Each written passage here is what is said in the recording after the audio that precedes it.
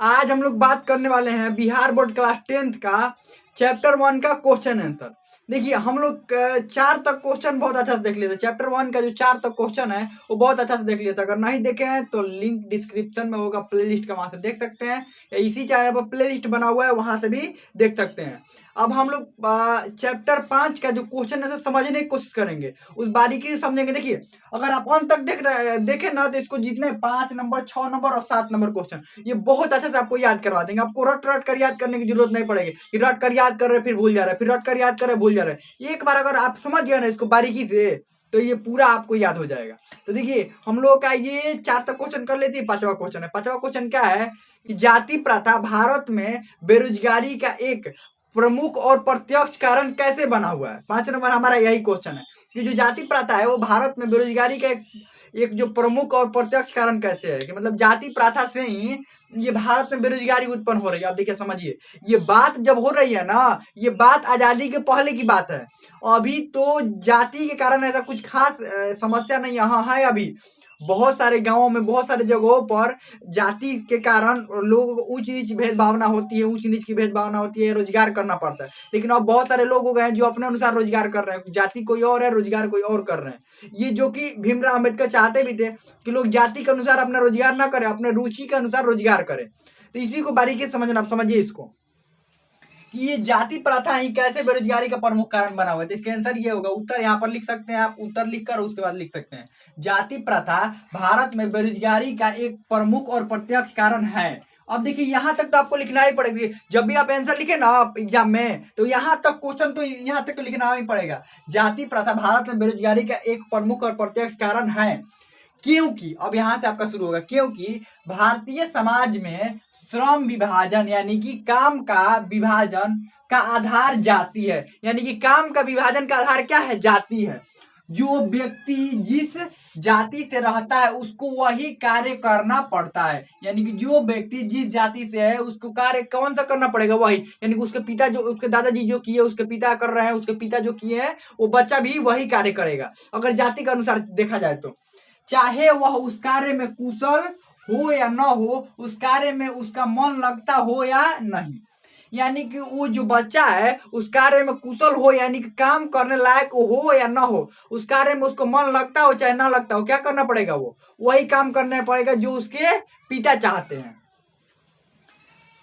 इसीलिए जाति प्रथा भारत में बेरोजगारी का एक प्रत्यक्ष और प्रमुख कारण है। जाति प्रथा जो है भारत में बेरोजगारी का एक प्रत्यक्ष प्रमुख कारण है, इसीलिए है क्योंकि देखिए, ये देखिए एग्जाम में हमेशा ये लिखा रहता है कि अपने शब्दों में लिखे, यानी कि अपने अनुसार इसको लिखे। ये नहीं कि किताबी भाषा छाप दी, किताब से रट रट कर याद करके गए और छाप दिया। देखिए क्या समझना है आप, यहाँ तक तो क्वेश्चन जितना क्वेश्चन है वही लिखना है। उसके बाद क्योंकि भारतीय समाज में श्रम विभाजन का आधार जाति है।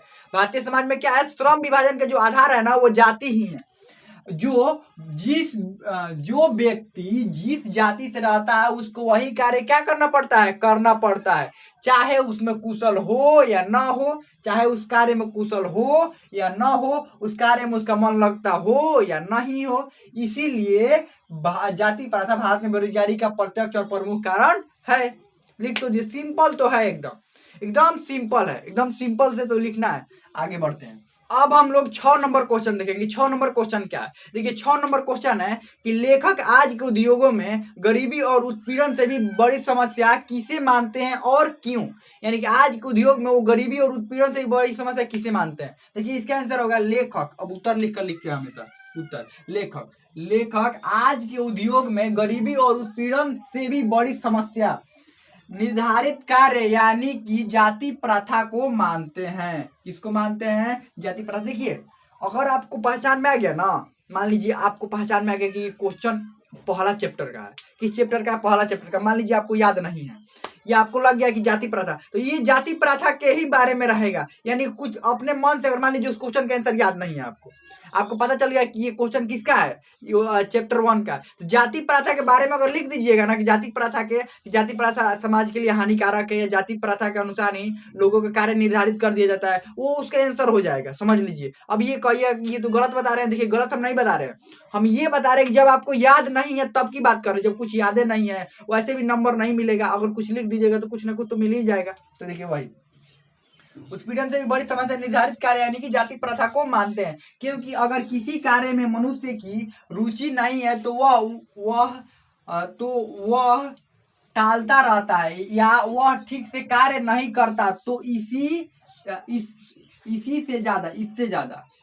इससे ज्यादा गरीबी उत्पन्न होती है। इससे ज्यादा, यहाँ पर इससे ज्यादा गरीबी उत्पन्न होती है, यानी कि इससे और भी गरीबी उत्पन्न होती है। यहाँ पर इससे और भी क्या गरीबी उत्पन्न होती है। देखिए यहाँ पर देखिए समझने वाली बात है। वो बोल रहे हैं कि गरीबी भी और उत्पीड़न से भी उद्योगों में क्या समस्या, उससे भी बड़ी उद्योगों में समस्या ये है कि निर्धारित कार्य, यानी कि बड़ी समस्या निर्धारित कार्य को मानते हैं कि एक बार कार्य का निर्धारण हो गया कि आपको ये काम करना है, छोड़कर दूसरे काम में जाना नहीं है, चले जाइएगा तो नौकरी चला जाएगा।